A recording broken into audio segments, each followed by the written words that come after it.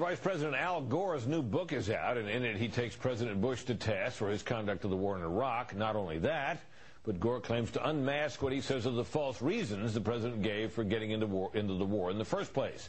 But do Gore's allegations hold up under scrutiny? Chief Washington correspondent Jim Angle provides some. He's back, at least on the bookshelves, if not in the presidential race. In his new book, The Assault on Reason, Al Gore delivers a broad attack on the Bush administration on every conceivable issue in a way that prompted this observation from the White House. I don't know if they're going to do a reprinting of the book to try to get the facts straight. Gore is most critical about the decision to invade Iraq, which he calls not only tragic but absurd. This is the worst strategic mistake in the whole history of the United States of America. Though back in 2000, when Gore was running for the presidency, he argued that as long as Saddam stays in power, there can be no comprehensive peace for the people of Israel or the Middle East. We have made clear it is our policy to see Saddam Hussein gone. And he went on to say there was no doubt Saddam was still trying to amass weapons of mass destruction. But in the most recent book, he seems to argue the opposite, in criticizing President Bush, saying he offered forged evidence that Hussein was seeking to develop atomic bombs. It's not clear which evidence Gore is referring to, because the Clinton administration certainly believed the same thing when it launched bombing raids on Iraq in 1998. Their mission is to attack Iraq's nuclear, chemical, and biological weapons programs and its military capacity to threaten its neighbors. Gore also accuses President Bush and other officials of what he calls a big flamboyant lie for suggesting there was some connection between Iraq and al-Qaeda. As we know now, he writes, there was absolutely no connection between Osama bin Laden and Saddam Hussein. But in his own recent book, former CIA Director George Tenet talked about a decade of contacts. Saddam had no control over the terrorists, but did offer some training. This fellow that we captured, Ibn Sheikh al-Libi, who is an al-Qaeda senior operational trainer, told us that they may have acquired some chemical training from the Iraqis. We believe that. Gore also asserts that if President Bush and Vice President Cheney actually believed in a linkage between Saddam and al-Qaeda, that would make them genuinely unfit to lead our nation, a standard that could hurt one of the current Democratic presidential candidates who offered a similar judgment about Saddam. He has also given aid, comfort, and sanctuary to terrorists, including al-Qaeda members. There is no suggestion in the book that Al Gore is even toying with the idea of running for president, even though some 8 websites are campaigning to draft him, and 70,000 Democrats have signed a petition to encourage him. But if he did decide to run, a book blasting the Bush administration wouldn't hurt him a bit. In Washington, Jim Angle, Fox News.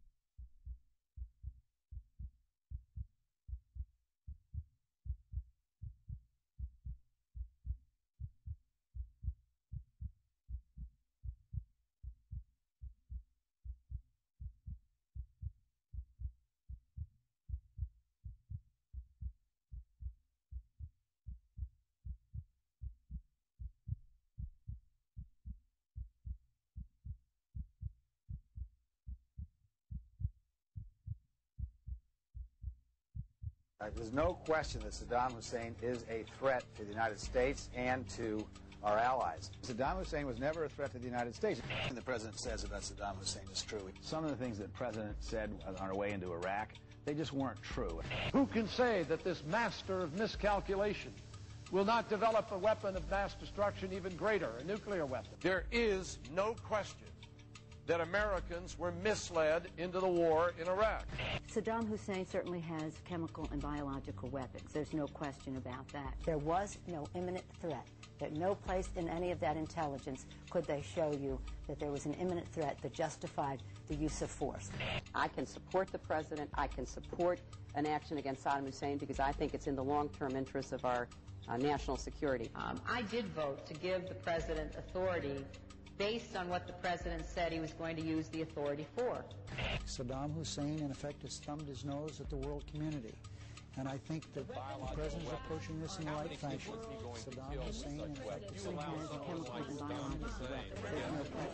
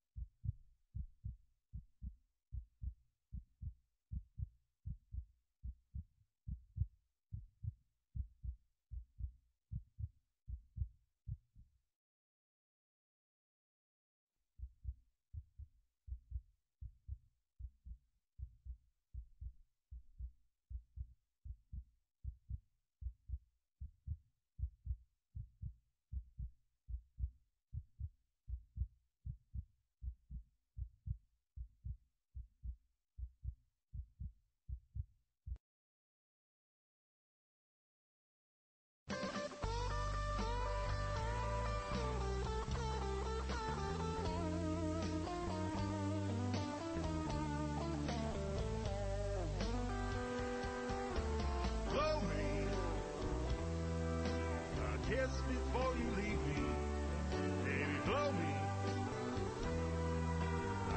Kiss goodbye, 'cause if you wanna leave me, honey, I would surely miss the way you blow me a kiss.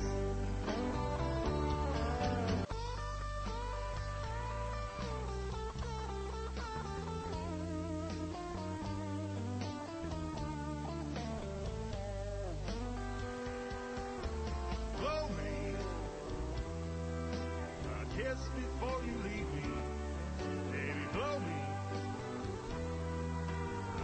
Kiss goodbye, 'cause if you